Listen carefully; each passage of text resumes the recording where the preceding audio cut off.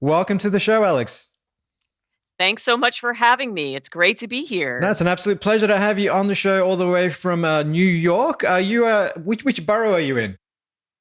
So I'm in the sixth borough, which is New Jersey. Uh, I I moved out here about 13 years ago. I sometimes joke it was the only negotiation I've ever lost.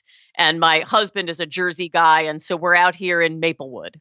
yeah. Well, look, I won't pretend to know too much about the whole New York versus New Jersey sort of dynamic. I know New Yorkers kind of say a few things about Jersey siders and whatnot, and vice versa, but it is what it is. Mhm. It's just an extension of New York, as far as I'm aware. I mean, I flew out of was it Newark Airport the last time I was over Yes. there, and that's essentially Jersey, right? It is. It's in Jersey. And Yeah. in fact, ages ago when we moved to my town, I thought, this is great. I'm 15 minutes from Newark Airport. Let me tell you, that's been a little bit less helpful this year than in Yeah. previous years. Yeah. I wonder why that might be. um, Yeah, haven't been on a plane in a while. yeah. So your book came out earlier this month. Congratulations on the courage to release the book in this weird market we find ourselves in. I had a book scheduled for release this month, and I was on the fence and kind of deliberating for a month on end, and then decided to push it back. Who knows if that's a good decision or not? We don't know what the counterfactual would be. Mhm. But your book is called Ask for More 10 Questions to Improve Your Negotiations, Your Relationships, and Your Life. Now, I understand when this came out a few days ago, there was a whole issue on Amazon. Like Amazon ran out of books. What happened? Oh my gosh. Yeah. So we talked about this a little bit in the pre-interview, but I got two calls the day my book came out. And Mm-hmm. here it is.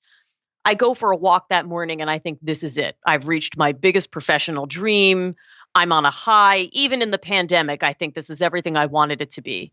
And then I get one call telling me that my father, who's already been quite ill, has contracted COVID and it's not looking good.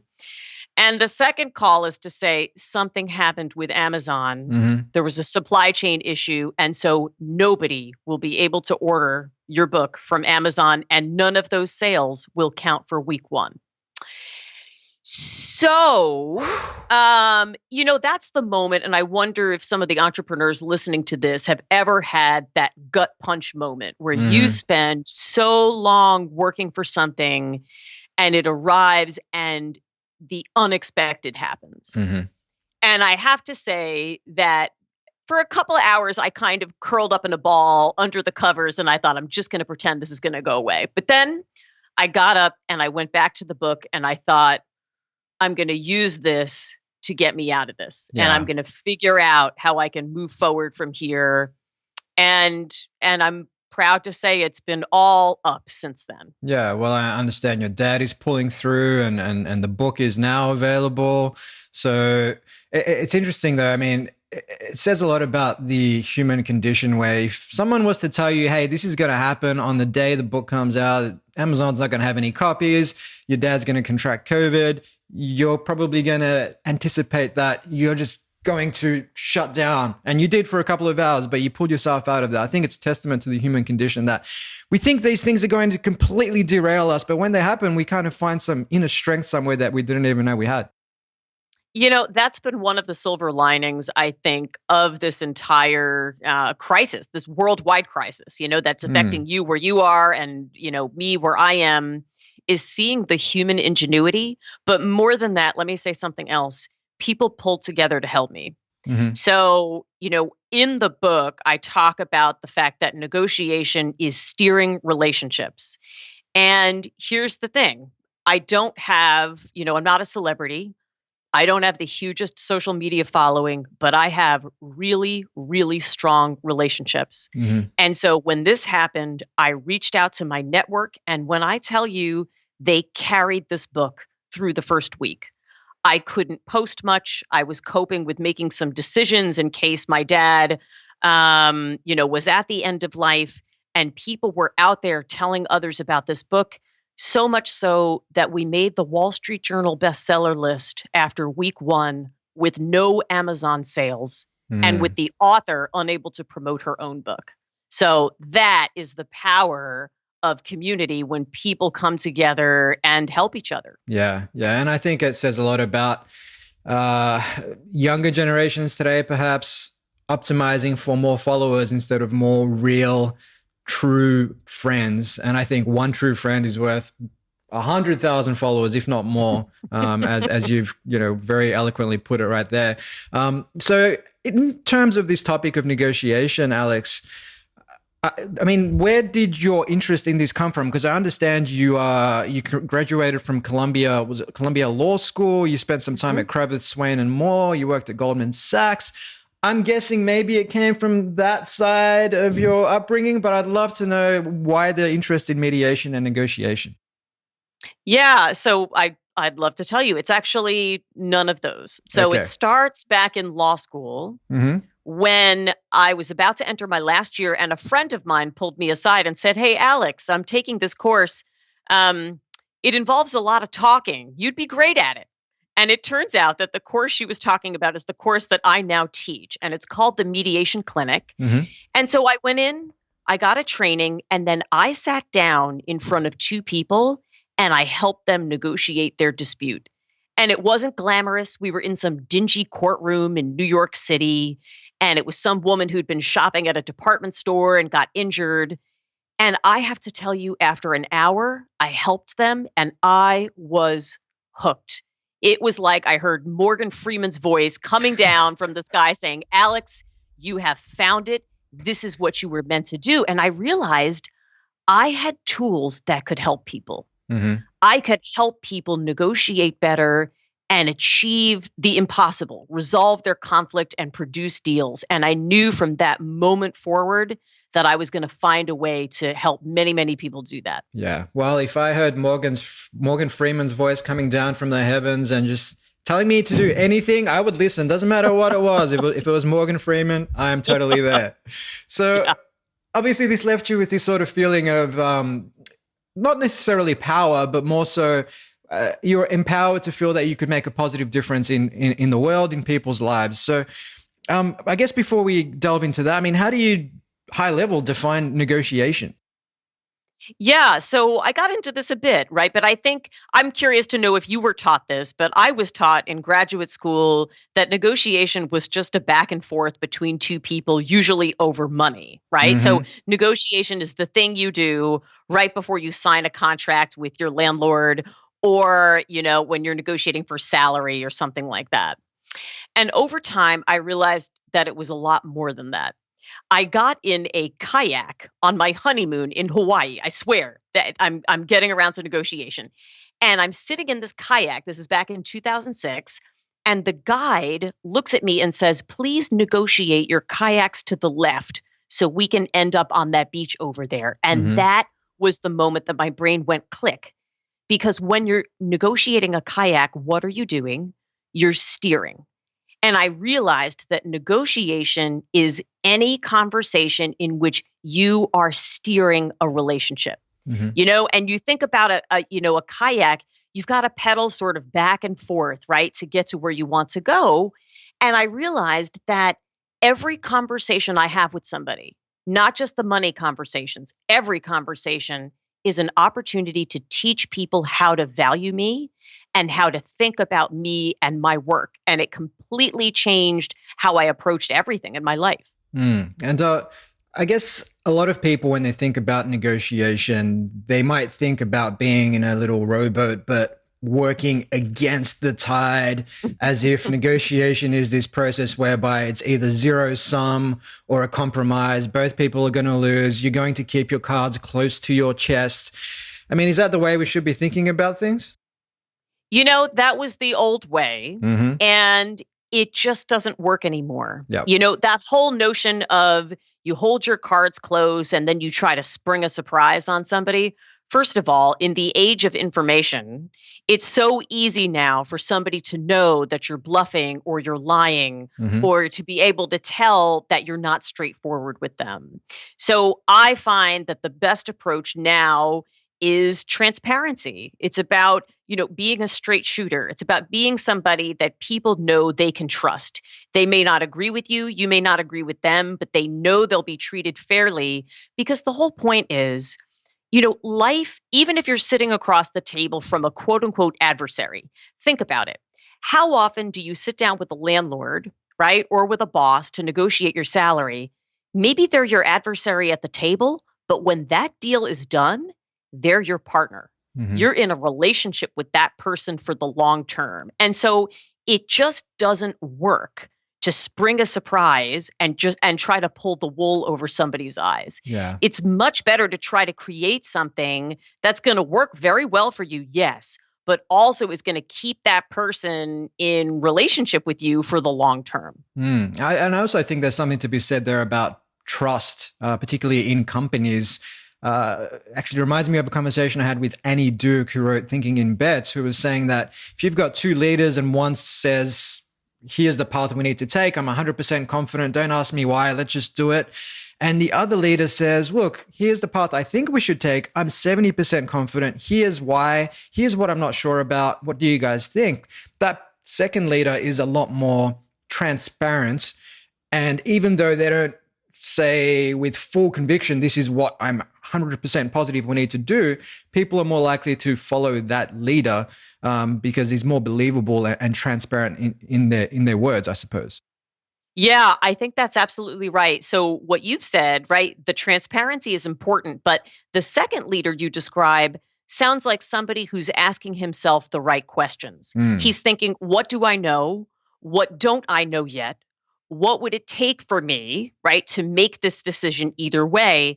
And in fact, there's studies now to show that leaders are the people who ask the right questions, both of themselves and of other people. That's how you get decisions made. Yeah, and just the way you frame that now comes direct out of your book. I mean, you say in your book that we're often asked to ask why when really we should be asking what.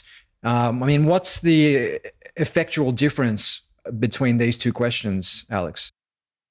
Yeah, so I found, and social work research bears this out, that when we ask ourselves why, or we ask somebody else why, Mm-hmm. why did you do that, for example? If I ask you that question, chances are you're immediately going to feel on the defensive. Why just does that to people? Mm-hmm. And so instead of asking you, why did you do that? If I say something like, what made that important?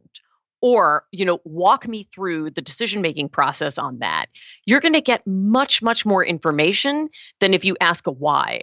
And similarly, for that situation with the leaders, when somebody's saying, well, why should we do this versus what would we need to know to make this course of action worth it?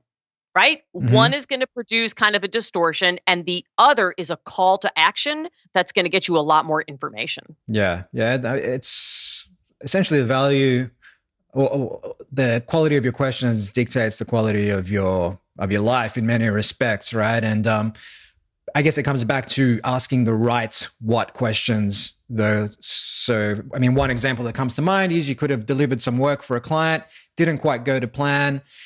And then you might sit down with the team and ask what questions, like what did we promise to the client? What did the customer journey map look like? What were the pains that the client experienced along the way? And that just pulls out a lot of information from which you can start to make decisions rather than just saying, why did this happen? It's kind of like very high level and forces people to kind of think about perhaps the first thing that comes to mind, and then we're subject to all sorts of cognitive biases rather than being specific around the what's and getting really specific, actionable information that you can work with. That's exactly right. The why makes it personal, Mm-hmm. and the what uncovers information. Yeah, perfect. So in my work with a lot of entrepreneurs, and even in my, I spent about a decade in the corporate world with EY, KPMG, and so on. I saw so many people going into, say, sales meetings and whatnot, where they would just go in, they'd have their presentation, they'd be straight into pitch mode. This is what we do. Here's how much it costs. Here's the features for you. And knowing what I know nowadays about that approach, it's like, this is, and I think you call it out in your book, that famous quote attributed to Albert Einstein, sometimes attributed to Abraham Lincoln. If I had an hour to chop down a tree, I'd spend the first 55 minutes sharpening the axe. And it's the same in entrepreneurship. Defining the problem is key before you can come up with a worthwhile solution. And in your book, you essentially divide it into two parts. Part one is about knowing yourself, because we need to be starting with ourselves, with the problem we're trying to solve. What can you tell me about that, first question, which is all about defining the problem?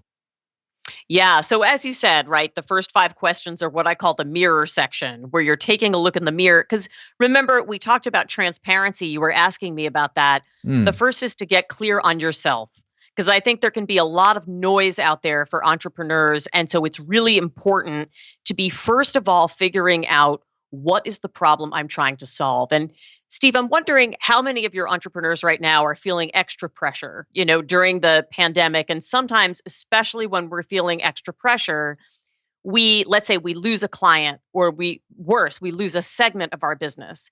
And so right away we go into solution mode and we say, okay, I'm not busy right now. I'm going to reach out to every person who's in my Rolodex trying to find work for this month, or I'm going to start posting a lot on social media. But what's the problem you're trying to solve? Are you just trying to bring in revenue at any cost for the month of May? Or are you trying to figure out the right customer segment who are not going to just sign up for May, but they're going to be with you through the long term, right? So that you're addressing yourself to the right portion of the market for long-term sustainable growth.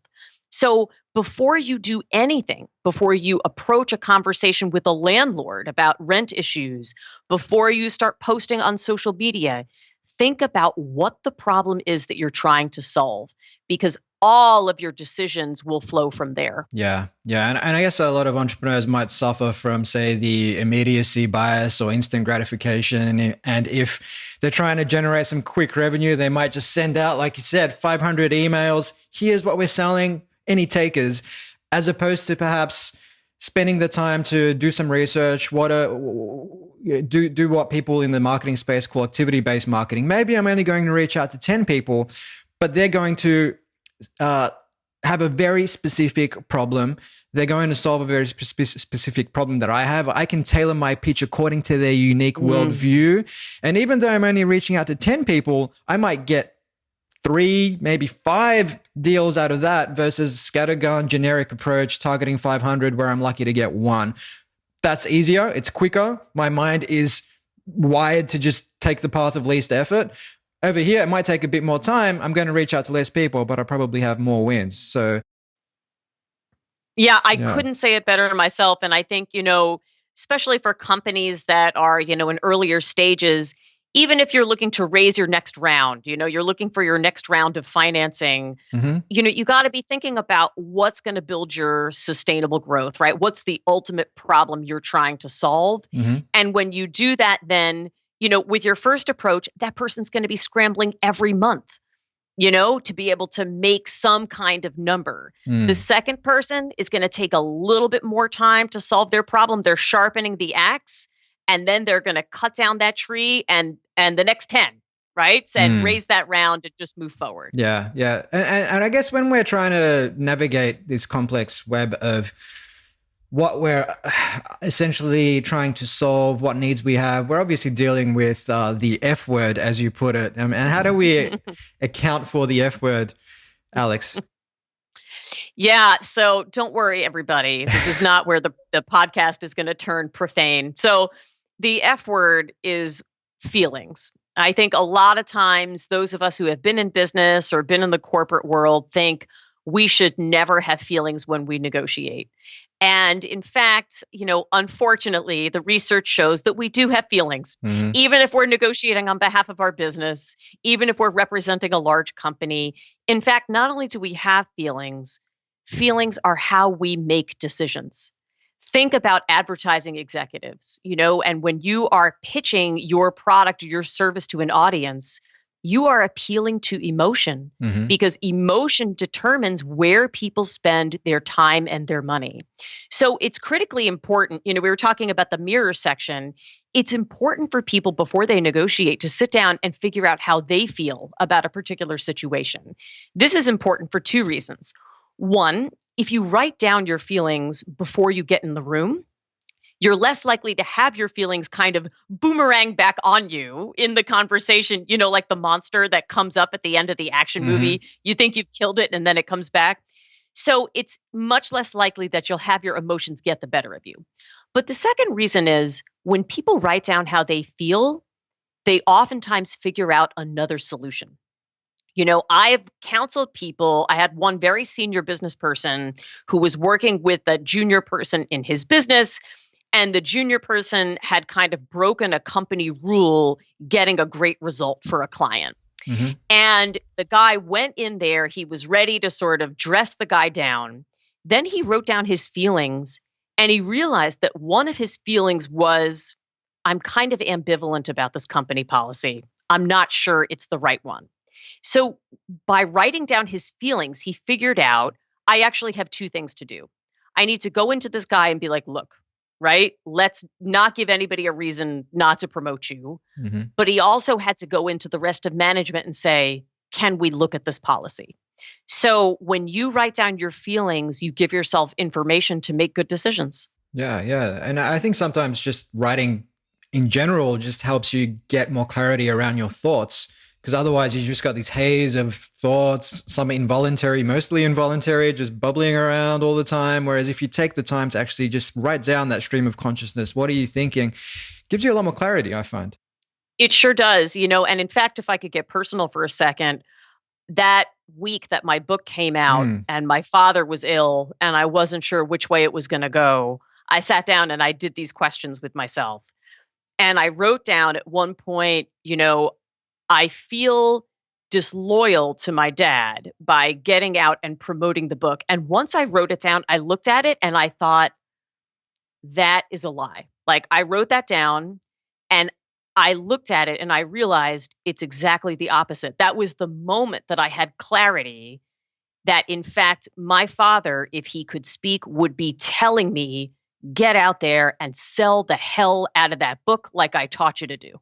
Yeah. And that was the moment writing it down allowed me to evaluate it and release it and get back out there to do what I needed to do. No, that's beautiful. And I guess on emotion as well, Alex, you've pointed to some interesting research in the book from a neuroscientist, Antonio Damasio, Yes. who did some research on people who had the emotion-centric part of the brain essentially dulled.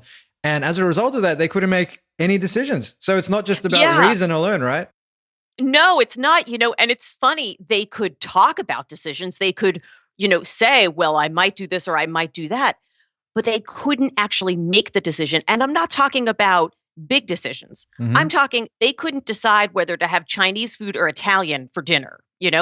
And so truly, when the part of your brain that can't process emotions is not there, you're inhibited from making those everyday decisions. And so I would encourage people to know that your emotions are a help to you. Yeah. In fact, when you make a decision and then you get that feeling in your gut that says no, afterward you get that remorse, it's because you didn't take the time in advance to really consider your feelings. So there's a lot of power there, and I want your readers to be able to make decisions about what they're eating for dinner. So really consider those feelings, Yeah. and they'll help. Well, I think my brain is fully functional, but I still can't decide between Chinese and Italian for dinner, Alex. So, um, one final thing on emotions, you call out two big hidden emotions in the book. Mm. I think this would be valuable for our audience to get across. Yeah. So they're what I call the big two. Hmm. And these are the big two hidden emotions that tank negotiations more than any other. Hmm. And especially right now, if I can say, I think people are feeling these even more than usual. They are fear and guilt. So imagine, for example, that you're giving an employee feedback. Maybe you're an entrepreneur and you've got a co-founder, you've got somebody else, and you need to have a difficult conversation. And you start in, and the person appears to be getting really angry or defensive. Most of the time, when I see anger or defensiveness, it is a cover up for the big two. And that person, for example, is feeling fear. What does this mean for me? What does this mean for my position at the company? And they're also feeling guilt. What more could I have done? What more could I be doing now? And so when I see those, and these days, they're present a lot, especially when people are under stress. We're Mm-hmm. all feeling more fear and more guilt than usual. What I like to do is I like to reassure and I focus back on the problem I'm trying to solve. So I might say and said, Steve, I want to just stop and say this. This is a conversation about one project where we're going to diagnose what happened and we're going to make sure that everything goes smoothly from here. This is not a global conversation about your future at the company. I want you to let you know you're very valued. We're going to fix this one problem. That's what we're here today to Mm-hmm. do. So reassurance, focus people on the problem to be solved. Yeah, that's beautiful. And I guess on focusing on the problem to be solved, as you put it earlier, negotiations aren't just two people chatting back and forth trying to work out a mutually beneficial outcome, which is perhaps the old school definition. I mean, it could be negotiating a canoe down a river, and it could be getting up to deliver a keynote talk in front of 200 people. You've got to negotiate that as well. And speaking of doing something like that, one thing I've used in the past to perform in those situations is to think back to all of the times I've done well in the past. And this is something you refer to in your book, where you say, if you're going into a negotiation situation, whatever you happen to be negotiating, ask yourself, how have you handled it successfully in the past?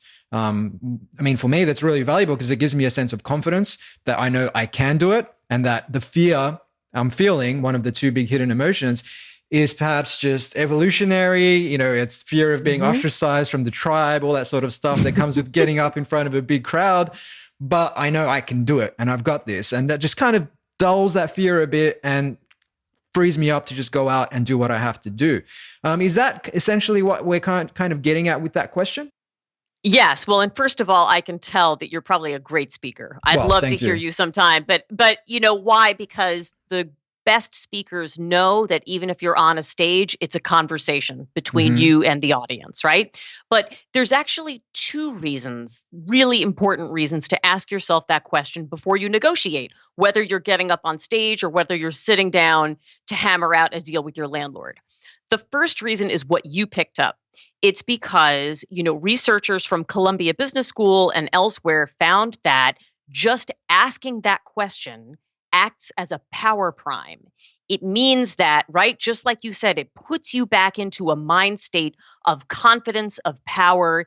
It helps you access that creativity and flexibility in the moment. It makes you more successful in your next negotiation. So people should always go in thinking about a prior success. But the number two reason to ask this question is it acts as a data generator. So let's say you were really nervous because you were going to give a speech for the first time to 20,000 people, and you've never done that before, but you have had success speaking to 500 people. I would have you go back and write down in detail the strategies you used to be successful with the 500 people, because I'm sure that some of those would translate to help you get ready for that 20,000 thing. Now, I'm wondering if any of your listeners are thinking, Alex, this is all well and good if they're both speaking gigs. But let's say I'm going into business for myself and I've never done that before. Okay, fine. So let's look at any prior success that has any similarity to this. So, let's say here you've started your own company and you're launching a product. I want you to go back and think about a success that you had in your prior corporate job.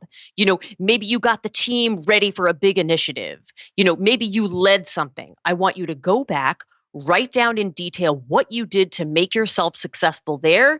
And then I want your listeners to follow up with me, because I am telling you, you will find strategies for that will help you when you are in business. Even a seemingly unrelated success, there are strategies we have as people that help us and that can translate to almost anything. Now that's really valuable, because a lot of not even entrepreneurs, entrepreneurs, shall I say, what holds them back is that fear and I suppose a lack of self-belief that they can actually go out and do something like start a business from scratch. But if they reflect on how they've carried themselves in their say corporate life, or perhaps as part of a basketball team, like there are transferable skills anywhere. And that could be that source of confidence that just gets them to take that first step. And once you take that first step, momentum starts to build and it becomes easier to take the second and third and keep going. Yeah, that's absolutely right. And in fact, that's that's the last question in the mirror section, right? Is about what's my first step? And I think, the great thing about looking at a prior success is that you're going to generate a few ideas and all you need is to take a step forward. Because I think there's a saying, right, that people overestimate what they can do in a week, but they greatly underestimate what they can do in a year, 2 years, 3 years. If you wake up every day as an entrepreneur and you take a step towards your future, you sort of pick that problem for the day, you take one step, you're going to be amazed at where you end up a year from now. Yeah. And when I think about how it is that I wrote a book while I was teaching and mediating cases and being a mom and a wife and flying all over the world for speaking gigs, the truth is I did it 15 minutes at a time. I did one thing a day. I would just sit down and I'd say, I'm going to write 100 words today. And then all of a sudden at the end of 5 months, I looked up and I had 150 pages, all written in bite-sized chunks. You really can conquer tremendous mountains one step at a time. Yeah, couldn't agree more. And it echoes what James Clear talks about in Atomic Habits, where if you just get 1% better every day, that adds up to a 37 times improvement by the end of the year. So, compound interest doesn't just apply to your bank account. It applies to your habits and how you show up each day. And just putting in that 15 minutes a day, every single day, makes a big difference over the long term. It sure does. If I actually did sit-ups 15 minutes a day, I'd be, be like a 12 pack. Exactly. So that's essentially the mirror section. We've given our audience a very high level sort of overview of that. And then the other side of that is the window, which is now that we've got a sense of ourselves, the problem we're looking to solve, our emotions, how we're going to show up, how we've handled these successfully in the past, what our first step is. Now we need to negotiate with the other person and flip the script, if you will. I mean, what's our first step there when approaching a conversation or a negotiation, say with say a sales prospect, to keep it businessy? Yeah. Okay. Sure. To keep it businessy, and I'm gonna tell you a story. I think a lot of times people think the first question is very complicated, and it's very easy. It's just 2 words. It's tell me. Okay. Tell me is the single most open, most powerful question you can ask. And I'm going to give you a story about a startup company that I advised during COVID and how they used this question to land a deal. So sales, right? They're a product supplier. They manufacture a product and they got a call from a big distributor. And this was a distributor in a part of the country of the US that they really wanted to break into. And they had met with this distributor twice before. They went in. Remember, you talked about the glossy pitch deck. They went in. They were like, we are set. They walked out. They're like, we got this deal. They didn't get the deal. They go in the third time. And this time we had talked beforehand. They did not show the pitch deck. They sat down and said, we're so happy to be here. We've met twice before. Tell us how you're seeing the sector and what your concerns are with our product. That's it. They asked that question and then they shut up and waited. And there was a couple of seconds of stunned silence on the part of the distributor. And then she said, all right, you want to know why you didn't get the deal? I'll tell you why you didn't get the deal. I didn't see how my consumers were ready for a premium product like yours. I just didn't see the data there to support it. But recently, I feel like the data's more mixed. And so I figured I would at least call you in. Bingo. Now they had the keys to the kingdom. So they said, you want to know the truth? 2 years ago, you were probably right. and we would agree with you 2 years ago. Now, let us show you our data from some of your comparator cities this year. And they walked out with a 6-figure deal in the midst of coronavirus. Yeah. Yeah. And that's so powerful to just ask, what concerns do you have with our business model or our offer? Defining those objections, because I feel more often than not, those objections go completely unknown. Like you will walk out of a sales meeting, you may think it went well, but then you will never hear back from this person despite your trying, your constant emails, your phone calls. They just completely blacklisted you. There's a reason for it. And one thing I do in our company is, first, in those conversations, I'll try and weed out what the objections might be, but even afterwards, send out a Google form embedded into an email with a list of 10 potential objections. Hey, haven't heard from you in a few days. Would love to know whether or not you're interested in pursuing this. If not, select from this list what it could be. Is it price? Is it social proof? Is it features? Is it switching costs? You name it. And I feel that makes it easier for the prospect to provide transparent feedback, because sometimes we have this innate fear of letting the other person down, saying, oh, it's too expensive. Oh, actually, we don't want to work with you. I want to work with someone else. I'd rather know that than them spare my feelings. And so whatever you can do to pull that out of people, I think really goes a long way. Yeah. And I like to pull it out in the initial conversation. Yeah. I actually don't even want to wait till our conversation is done for feedback. I'll ask people, so what are your concerns with me or what I'm offering? I feel like even in every great deal, there's going to be concerns, and I'd love to address them. I find it shows confidence. It really telegraphs that you're very secure in what you have to offer, so secure that you're willing to invite concerns. But it removes the barriers to the deal.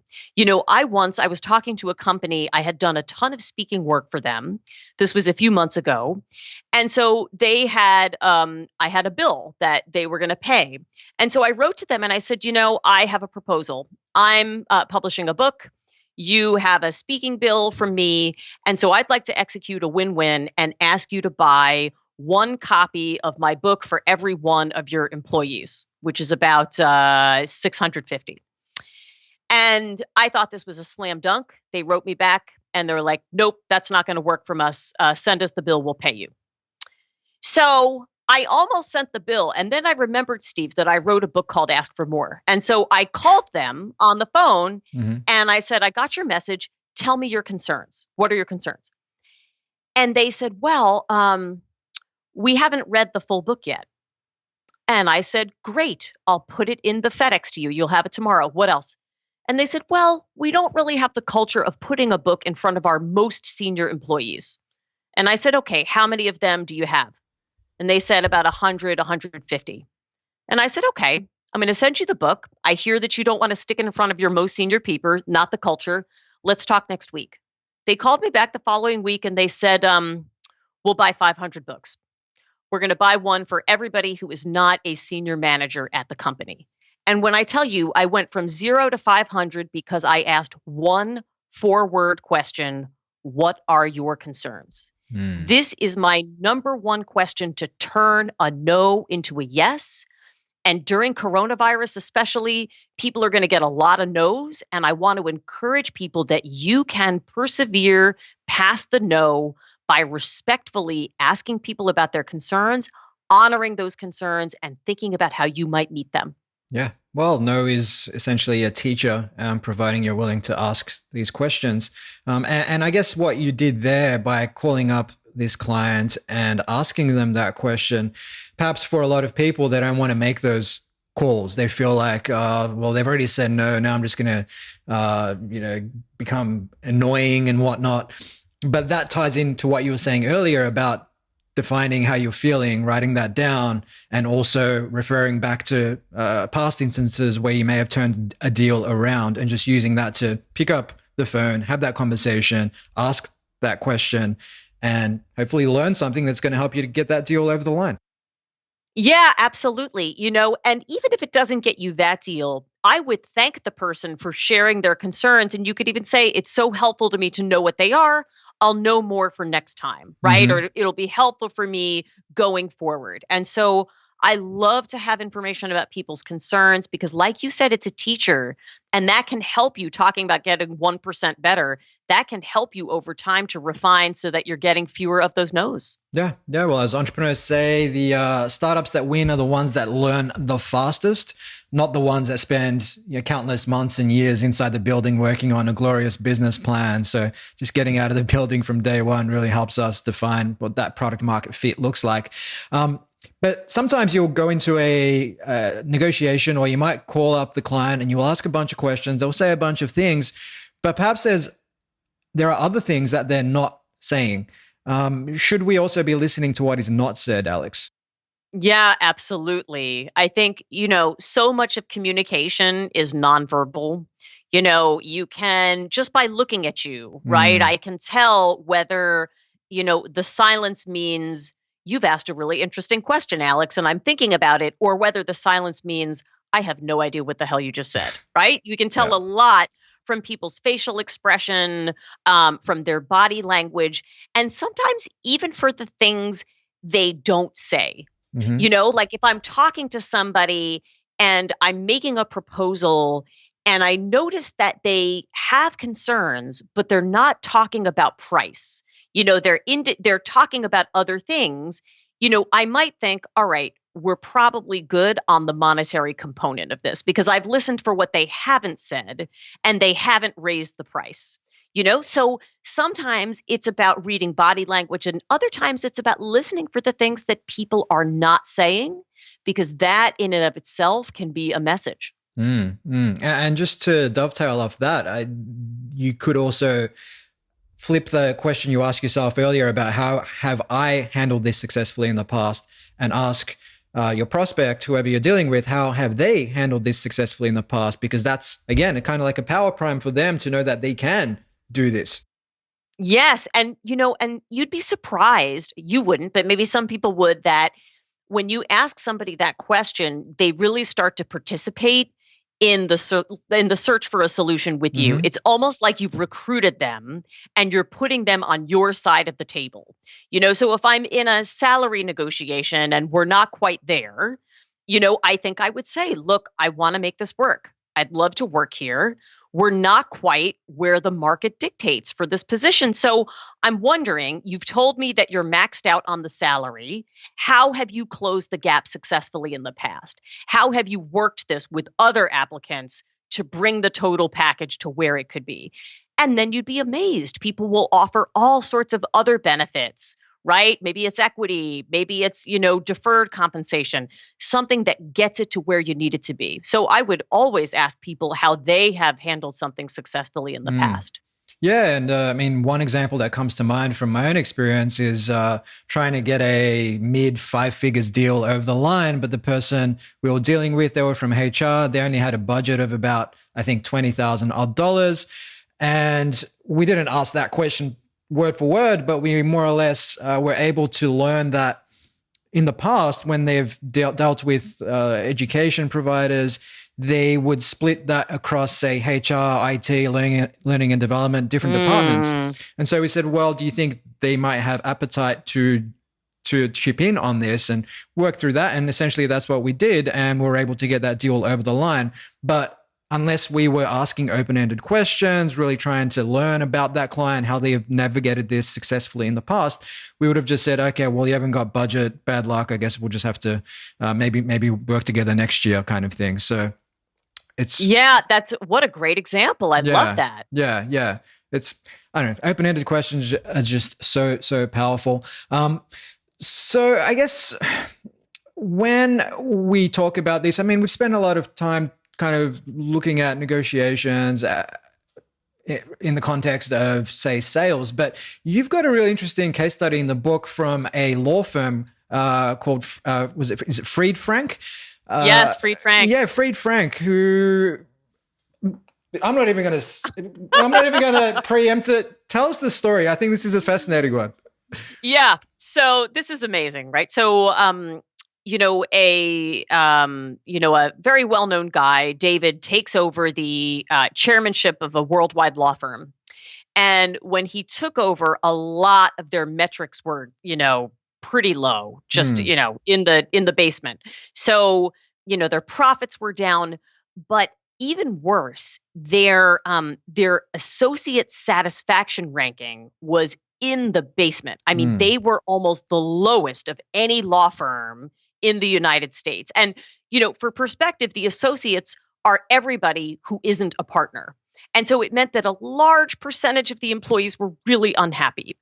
And he thought, okay, I need to fix this. And so I'm going to figure out what the first step is. So he started cultivating a relationship, right? He steered the relationship. He told them we're going to meet regularly. They had felt kind of locked out of firm decisions. And he said, be prepared, come to this meeting. I want to know your first step for how we can make things better for associates at this firm. Now, what are people assuming they asked for? More money, right? More vacation time? Nope. They came in and they said, we want a lounge. And he said, a lounge? And they said, yes, we want an associates only lounge that is just for us, not for partners, but a place where we can go inside the building and blow off steam and hang out together. And that is just our space. And he was, astonished. He said, that's what you want. And they said, yes. And he said, I'm going to make it happen. And he did. Within a couple of months, they cleaned out a huge conference room. They put in some foosball tables and some couches, and they had a bar in there and snacks. And their satisfaction ranking went from the bottom. It was like number 100 something to the top 10 in 1 year. And not only that, but the hours they were working increased. So they were more satisfied while working more hours.